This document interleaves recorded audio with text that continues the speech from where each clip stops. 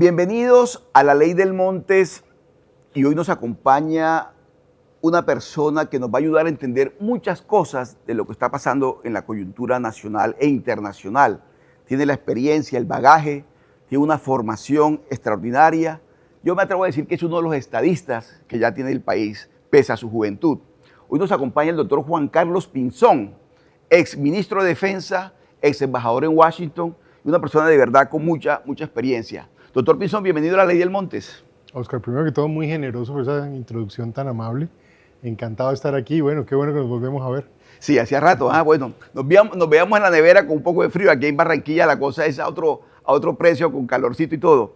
Pero bueno, doctor Pinzón, mire, yo decía que de los temas que hay que hablar con usted, por supuesto, el tema de la situación del país en lo que tiene que ver con el orden público, por ejemplo, que es una situación muy delicada, muy delicada. Usted tuvo la experiencia, estuvo al frente del Ministerio de Defensa, con buenos resultados, pero desafortunadamente el deterioro del orden público no se puede ocultar, es una realidad.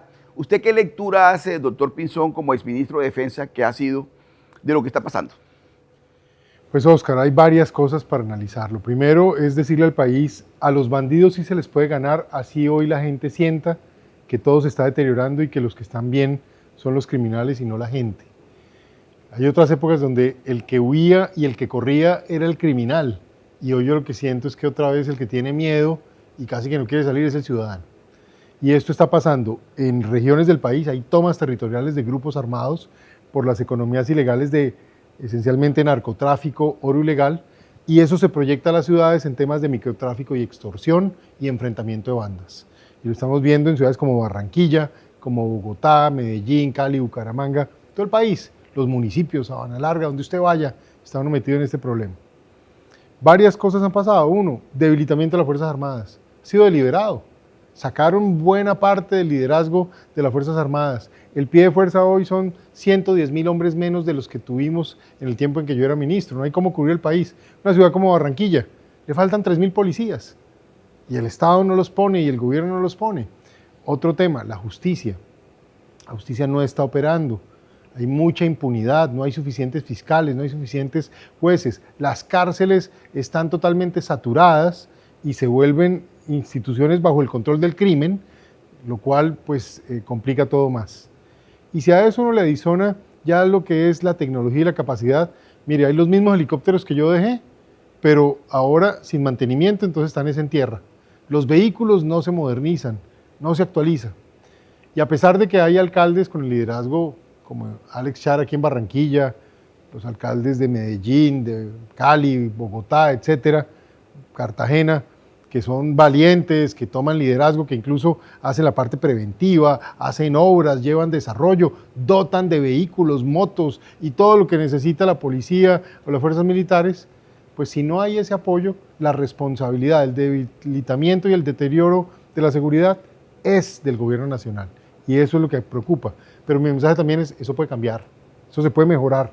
Eso se los digo yo porque lo hicimos. Bueno, doctor Pinzón, usted utilizó ahora una palabra que me llama la atención y yo quiero que hagamos énfasis en ella, deliberadamente.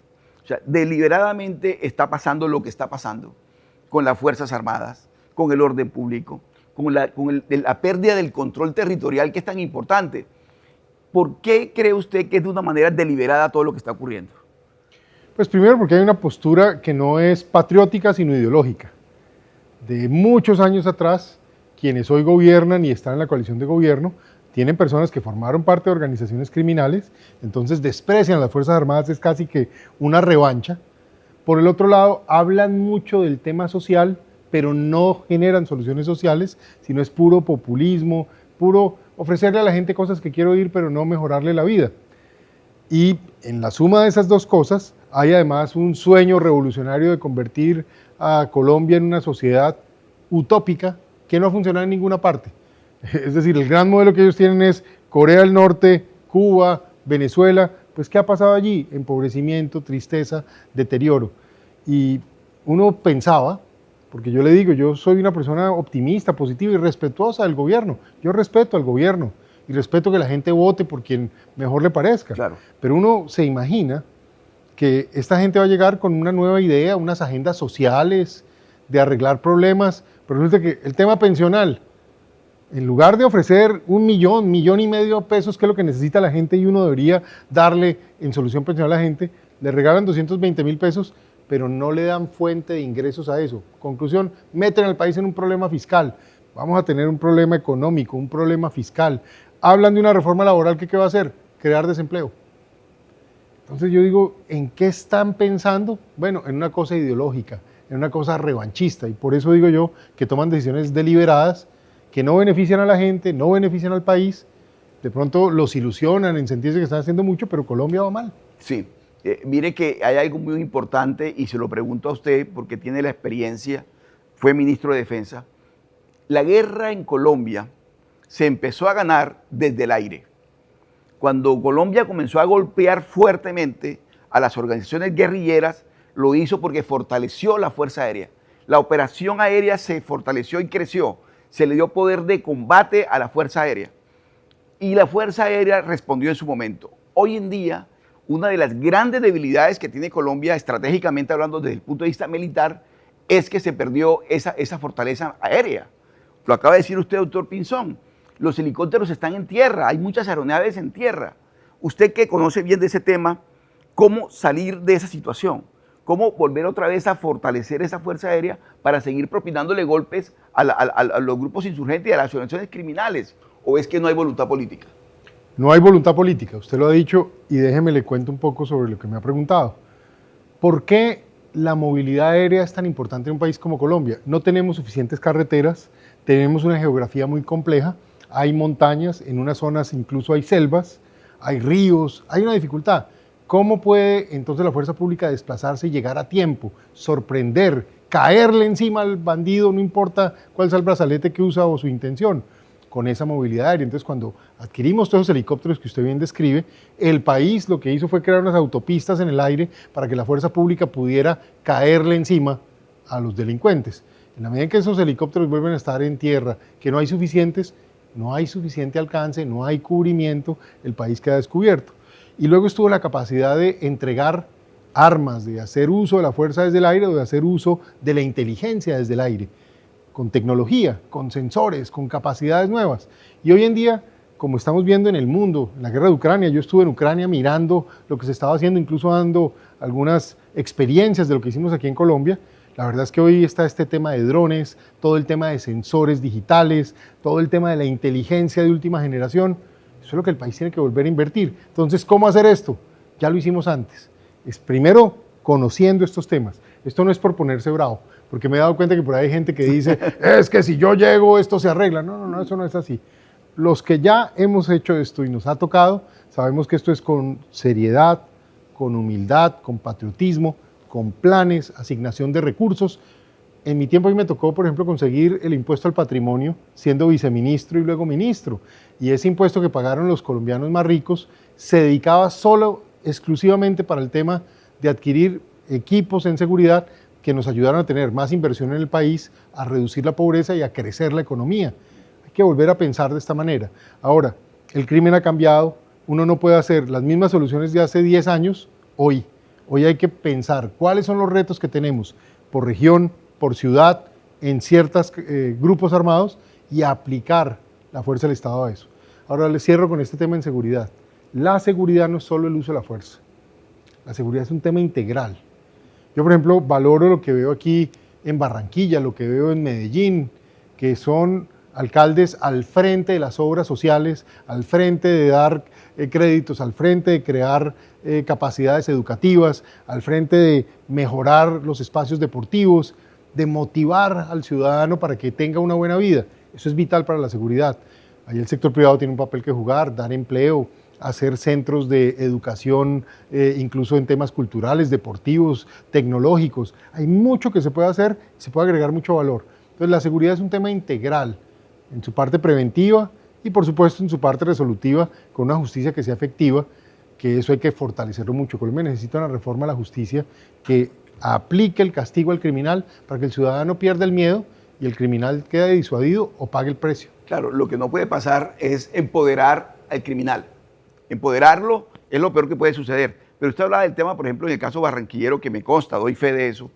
el espacio cuando se construyen parques, se le da espacio a los niños, a los jóvenes, para canchas deportivas y demás, se le está arrebatando espacio a los delincuentes, porque ahí es donde llega la comunidad a compartir, a socializar, a integrarse. Eso es muy importante. El cuento de que el cemento es muy importante y ayuda mucho. Pero sigamos ya para ir redondeando el tema de la seguridad, para pasar a otro tema que usted también domina, mi apreciado doctor Pinzón, y le agradezco mucho que nos acompañe en la Ley del Montes ahora en esta nueva fase, en esta nueva etapa de YouTube, nuestro canal en YouTube. Suscríbase a nuestro canal, acompáñenos para tener siempre invitados como el doctor Pinzón y vamos a seguir conversando de estos temas. Pero el otro tema que le quería tocar, doctor Pinzón, a propósito de lo que estábamos hablando de seguridad, es lo que tiene que ver con las direcciones de inteligencia y de contrainteligencia. Es decir, cuando se da el golpe es porque detrás hay un respaldo de una inteligencia activa, efectiva, y una contrainteligencia que evita la infiltración y demás. Eso también está desmantelado, las cosas hay que decirlas como son. Hoy en día los resultados no se ven porque también hay de parte del gobierno, no sé si la intención, pero el resultado es que efectivamente no se están dando los golpes que se pretenden. ¿Por qué ocurrió eso, doctor Pinzón? ¿Qué pasó allí? Vale la pena recordar, Oscar, que Colombia llegó a tener el mejor servicio de inteligencia de América Latina, si es que no uno de los mejores del mundo. En los años que me tocó acompañar y liderar a las fuerzas militares y de policía, nuestras instituciones eran las que dictaban los cursos y las capacitaciones en toda América Latina sobre cómo hacer inteligencia contra el terrorismo, contra el crimen organizado, contra el narcotráfico. Incluso en Europa, allá mandábamos nosotros delegados de las fuerzas de policía o fuerzas militares a trabajar en este frente. En los mismos Estados Unidos, el FBI, la DEA, la CIA, todos querían trabajar era con nuestras instituciones. ¿Qué pasó? Fueron sacando los mejores personas de inteligencia.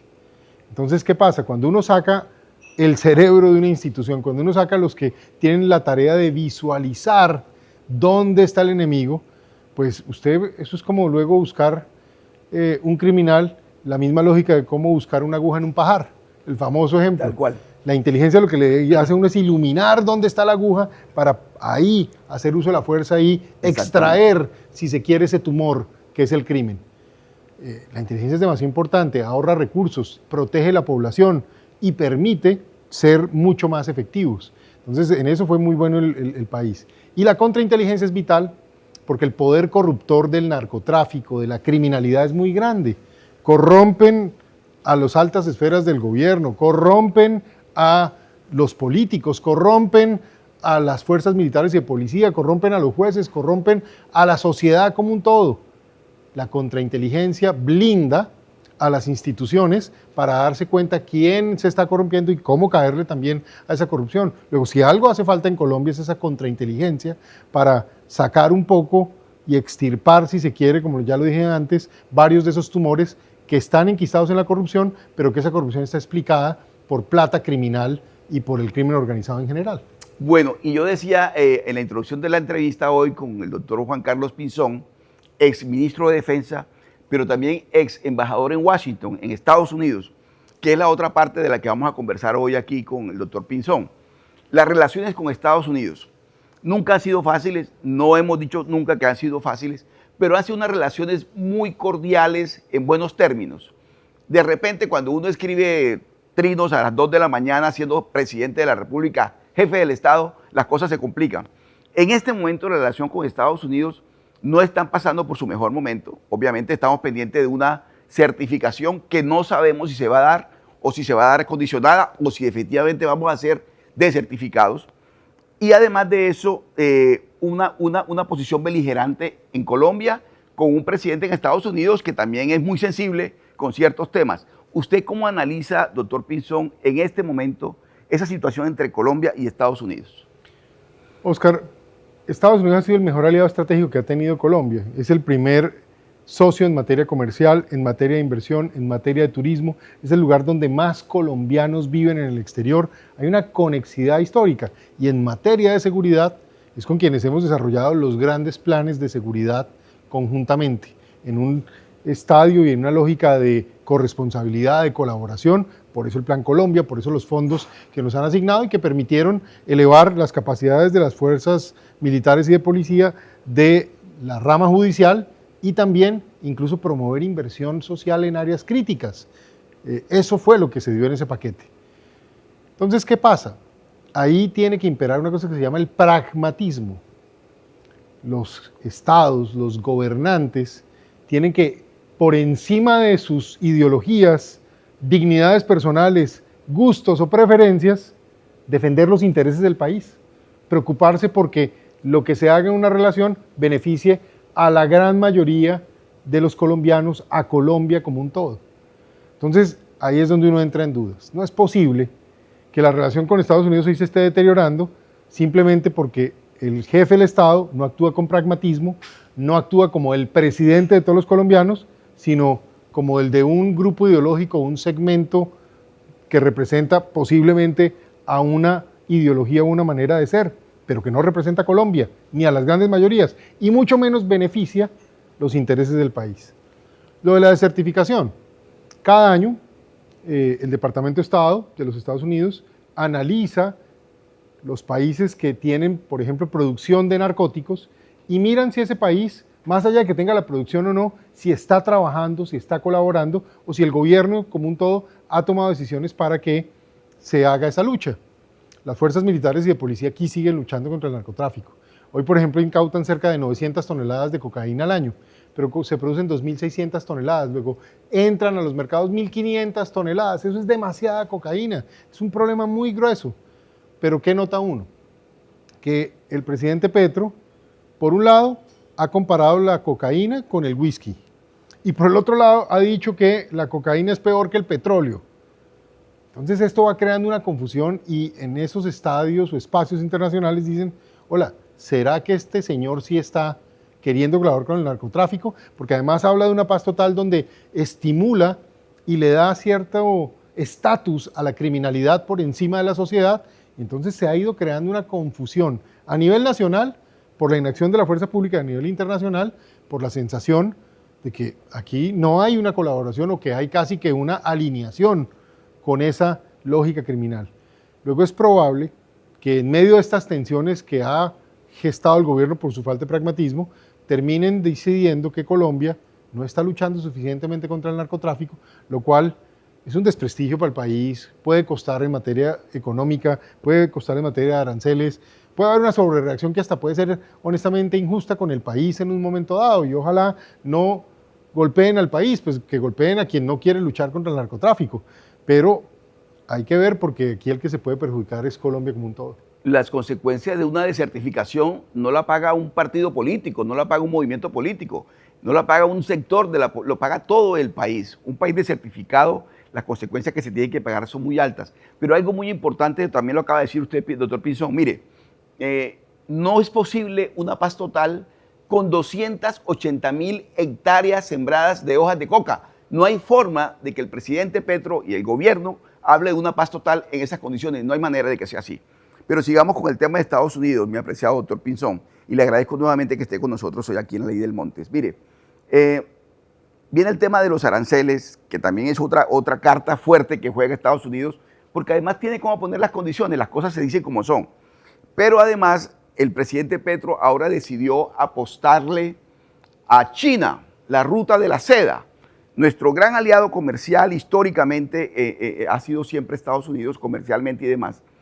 Y ahora le apuesta el presidente Petro a decir que es la ruta de la seda y que el gran amigo va a ser ahora China. Eso sin duda alguna va a tener consecuencias en Estados Unidos. Usted que conoce muy bien ese pensamiento republicano y demócrata y demás en Estados Unidos porque fue nuestro embajador en Washington, ¿cómo analiza usted esa apuesta del presidente Petro ahora de decirle vámonos a ver cómo nos entendemos con los chinos? Primero, Estados Unidos ha sido nuestro aliado más cercano y sigue siendo el aliado más cercano porque es que nos queda más cerquita. Por ejemplo, a Barranquilla, claro. Miami le queda aquí a 2 horas. Esto es un tema práctico.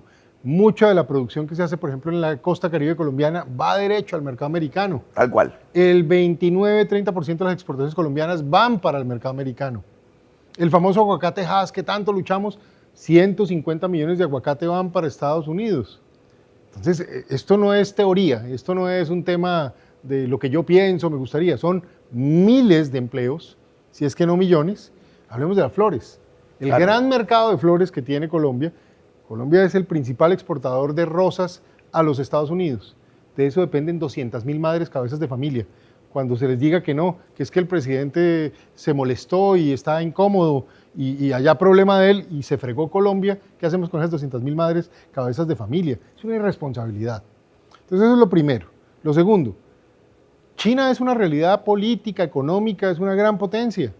Pues hay negocios que se pueden hacer allá y hay cosas que se pueden buscar. Lo que sí es que son sistemas distintos, uno, idioma muy lejano, temas religiosos muy lejanos, temas culturales muy lejanos y temas políticos diferentes. Nosotros somos una democracia representativa, liberal, social, moderna, y allá tienen a un partido que se llama el Partido Comunista, que ha hecho muchas innovaciones, ha avanzado mucho, pero pues es una cosa donde operan con otro modelo de libertades. Entonces hay que hacer mucha cercanía en los temas que nos beneficien como país, a los empresarios, a los trabajadores, al pueblo colombiano, que nos genere oportunidades, pero sin tener que meternos en enredos. Y lo mejor es este ejemplo. Hay dos elefantes enfrentándose y aparece un ratón a mediar en esa pelea. ¿Cómo le va a ir al ratón? Lo aplastan. ¿Qué es lo que están haciendo todos los países del mundo? Todos estamos viendo esa pelea, todos los países. Los otros 190 países estamos todos viendo ahí cómo es eso, hay afectos, hay relaciones, pero lo que sí tenemos todos claro, los sensatos, es que no nos metemos en esa pelea, la evitamos.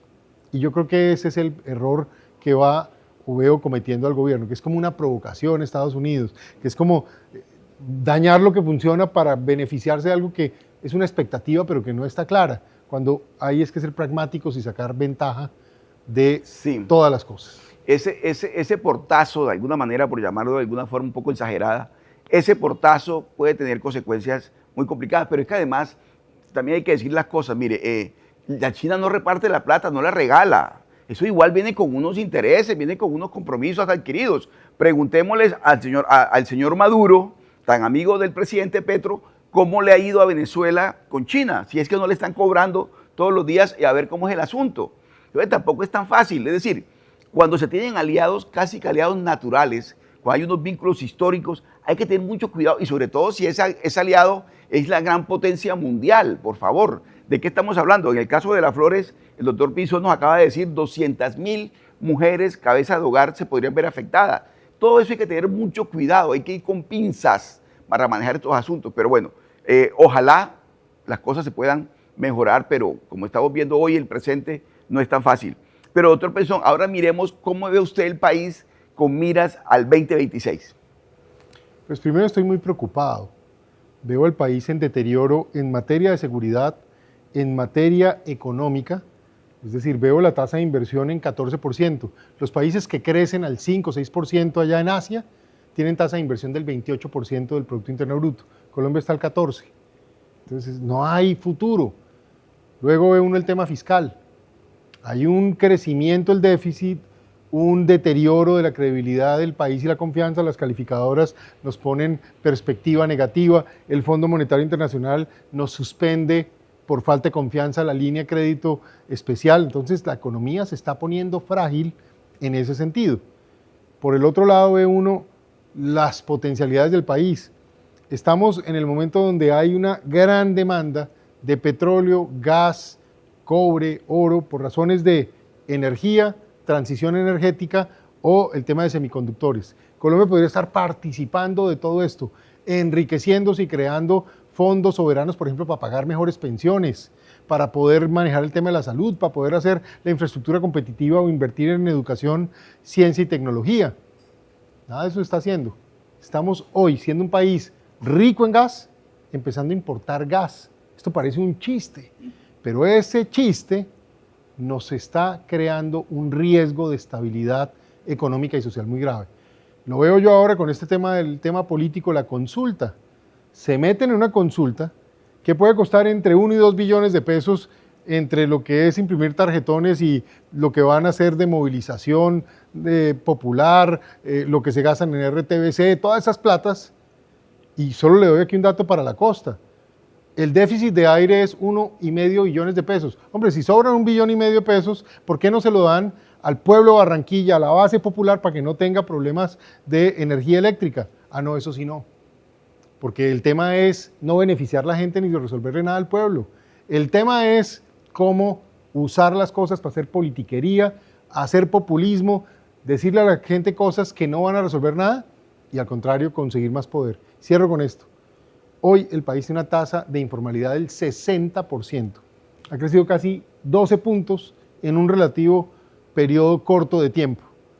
Eso lo que significa es que hay un poco de gente en el rebusque, luchándola, cada vez más luchándola, más gente, pero sin seguridad social. ¿Qué soluciones son estas para los colombianos? Y mire algo muy importante a propósito del tema de la consulta popular, que de verdad uno no, es trágico, pero causa risa, es así la gran paradoja. Mire, no hay plata, no hay recursos para la salud, para nada, no hay recursos, y el gobierno ha dicho que está dispuesto a invertir 1 billón o 1,5 billones de pesos en la consulta popular con vigencias futuras.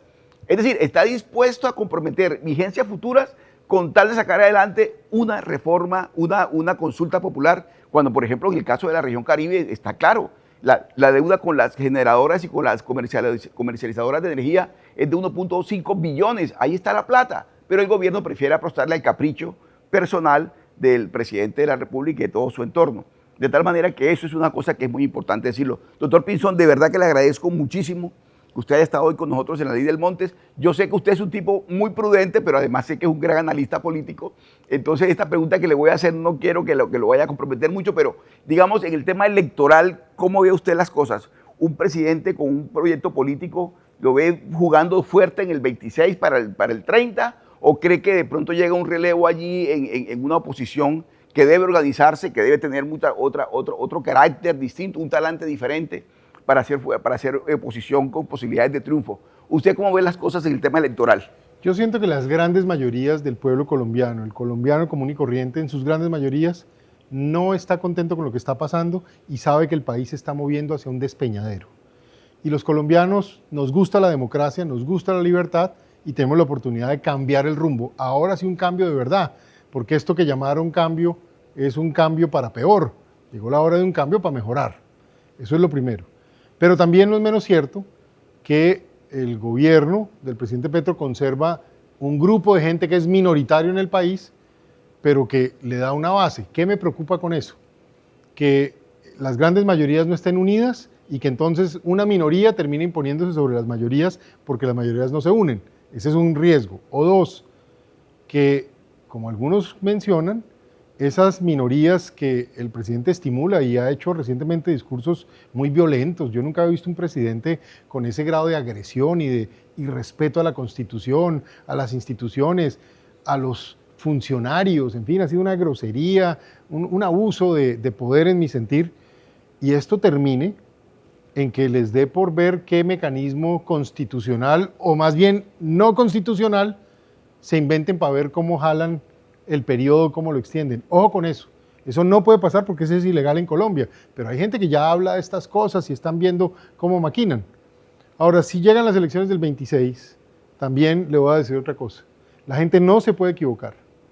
En las elecciones del 26 hay la oportunidad de cambiar el gobierno, pero cambiar el gobierno no es condición suficiente. Es una condición necesaria, hay que cambiar. Pero se requiere un gobierno que tenga gente y un líder que mande en Colombia, que tenga experiencia, que conozca el Estado, que pueda liderar y ejercer el mando de las Fuerzas Armadas para darle seguridad a los colombianos, que tenga credibilidad internacional, que tenga peso político y que pueda hacer acuerdos, porque nadie puede llegar allá a pensar que gobierna solo y eso no funciona. Y ojo, esto de pensar que uno para una cirugía de cerebro va y se busca pues un médico que no conoce eso, no funciona. Estamos ante un problema muy grave, se requiere un neurólogo de primera mano, un médico experto cirujano en estos temas para que pueda ser capaz de manejar y afrontar esos problemas. Esa es un poco mi perspectiva, pero necesitamos una unidad patriótica para crear un consenso en seguridad, en trabajar para el fin de la pobreza extrema. Colombia no puede seguir con 5 millones de colombianos en pobreza extrema. país rico como este no puede tener gente con hambre. Y eso tenemos que trabajar para que no ocurra más, y un tema de educación para el futuro muy fuerte. Hay que sacar todo el petróleo, todo el oro, todo el gas, todo el cobre para enriquecer a Colombia, producir todo eso, obviamente con mucha sostenibilidad, en lugar de que el oro lo exploten los criminales, pues que lo explote las empresas que van a pagar regalías, impuestos, crear empleos formales, y que esa riqueza, como en Noruega, se vaya a un fondo soberano que permita luego reinvertir y crear un país rico y con futuro. Muy bien. Mire que a propósito de lo que usted acaba de decir, que es una respuesta, como decimos nosotros, redonda, muy bien la respuesta, yo solo le agregaría algo. Las presidenciales de mayo del 26 son muy importantes, pero también son muy importantes las elecciones de marzo. Hay que elegir un buen Congreso, buenos senadores, buenos representantes a la Cámara, porque de nada sirve un buen presidente elegido si el Congreso es un Congreso mediocre y corrupto. Eso no funciona. Hoy nos ha acompañado en la Ley del Montes el doctor Juan Carlos Pinzón, ex ministro de Defensa, ex embajador en Washington y un gran analista político, de tal manera que yo estoy muy complacido de que haya compartido con nosotros hoy el doctor Pinzón en la Ley del Montes. Oscar, muchas gracias. Es un placer compartir nuevamente con usted. Y a todos ustedes, un abrazo.